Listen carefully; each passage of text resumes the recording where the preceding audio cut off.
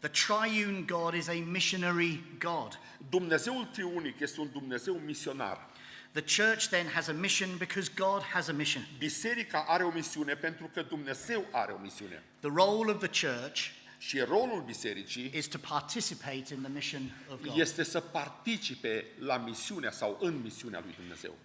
In a gathering such as this, Și dacă adunăm toate acestea împreună, we often turn to verses at the end of chapter 28 of Matthew, dacă ne uităm în Matei 28 imediat, la 16 la 20, or the verses in Acts chapter 1 that have been referred to a number of times already, și apoi versetele care sunt în Faptele Apostolului, capitolul 1, care se referă la lucrul acesta, as being the basis for our mission as a church in ca this și world. baza pentru plecarea bisericii noastre în misiune. And they are very clear commands from Jesus. Și ele sunt niște porunci foarte clare din partea Domnului Iisus Hristos. They're commands that we have to take seriously, Sunt niște porunci pe care noi trebuie să le luăm în considerare într-un mod foarte serios.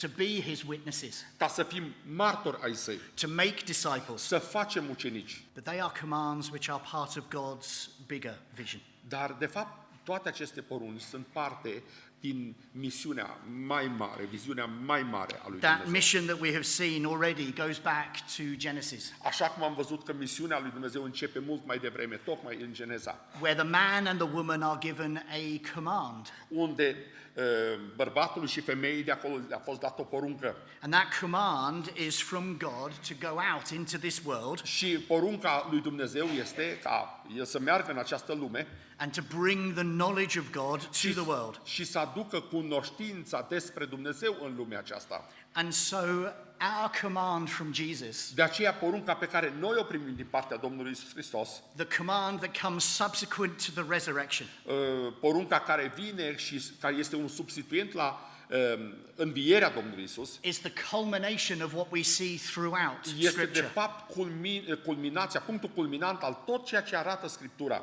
And so in Genesis chapter 1, De aceea în Geneza, capitolul 1, humanity is created umanitatea sau omenirea este creată and they are given the mandate și îi se dă un mandat to bring the rule of God to the creation he has just completed. și să aducă, mandatul este să aducă această poruncă a lui Dumnezeu pentru care ei au fost creați. Humanity are created as God's representatives on earth. Omenirea este creată ca să fie reprezentantul lui Dumnezeu pe pământ, To bring the knowledge of who he is to that ca creation. să aducă cunoștința despre ceea ce este El pentru orice creație.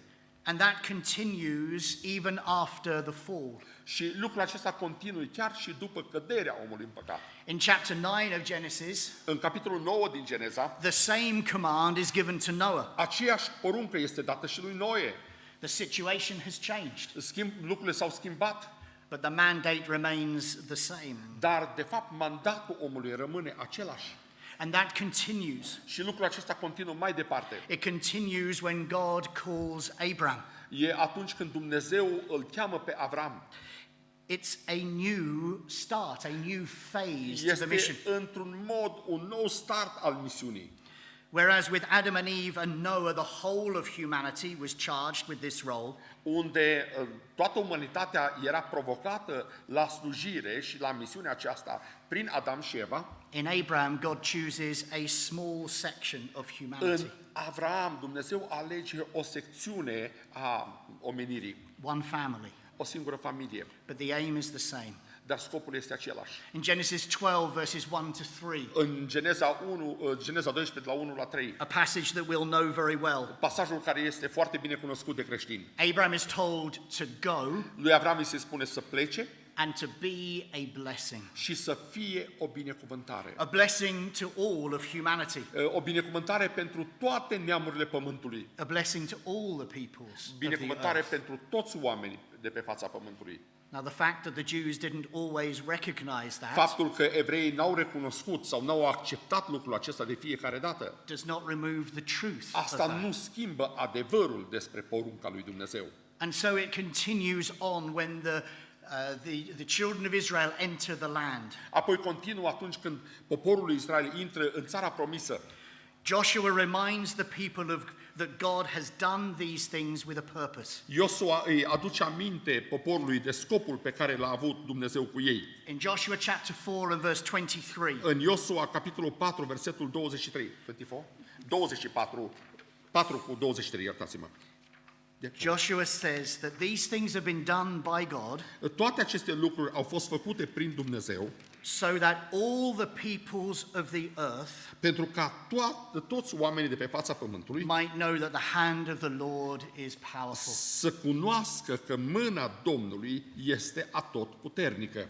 And Isaiah goes on to talk of someone who's described as the servant of the Lord. De aceea Isaia merge și descrie pe cel care este slujitorul Domnului. Someone who is given the commission to reach all the nations. Și cuiva i s-a dat această misiune ca să ajungă să câștige oameni pentru Dumnezeu. A commission given to him because Israel had failed Și in the această task. sarcină a fost dată lui pentru că Israelul n-a reușit să atingă scopul care a fost propus. So in Isaiah 49 and verse 6 we De aceea read, în Isaia 49, versetul 6, noi citim: I will also make you a light for the Gentiles, that my salvation may reach to the ends of the earth. De aceea te pun să fii lumina neamurilor, ca să duci mântuirea până la marginile pământului. B. I wonder whether you hear the echo of Acts chapter 1 there.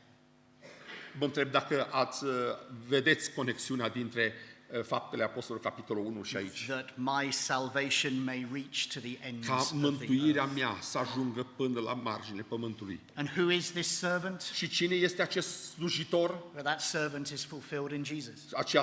Această slujbă de slujitor desăvârșit este împlinită în persoana lui Isus Hristos. The one who truly brought the message of God. Unul care cu adevărat a dus mesajul lui Dumnezeu. The message of who he is. Mesajul despre cine este Dumnezeu. And the salvation that comes through Și knowing God mântuirea care vine și trebuie să ajungă până la marginile pământului, to all of the nations. la fiecare din toate neamurile. And you and I are here today Și eu împreună cu tine suntem aici astăzi because Jesus fulfills Isaiah 49 pentru verse că 6. Domnul Iisus Hristos a împlinit această poruncă din Isaia 49 cu 6, partea a doua. But of course, the story of mission doesn't end Dar with vreau să vă Jesus. spun că istoria misiunii nu se încheie aici. The story of God's reaching out to this world continues. Povestea acestei lucrări deosebite de a atinge pe fiecare până la marginea pământului continuă. It continues in the mission of the church, Continuă prin misiunea pe care o are Biserica, where Jesus charges his followers to make disciples. unde Domnul Iisus Hristos îi provoacă pe cei care au fost ucenicii săi să facă ucenici. Disciples of all nations. Și voi să fiți ucenici pentru toate neamurile. Where he tells them they are to be his witnesses Și El spune că voi trebuie să fiți martorii mei to the ends of the earth. până la marginile pământului, Where they and now we, unde where they Yeah. and now we ei au fost atunci, acum suntem noi, misiunea este spre noi. have the privilege of being part of what God has been doing. Și noi avem privilegiul de a fi parte din ceea ce lucrează Dumnezeu și ceea ce vrea Dumnezeu.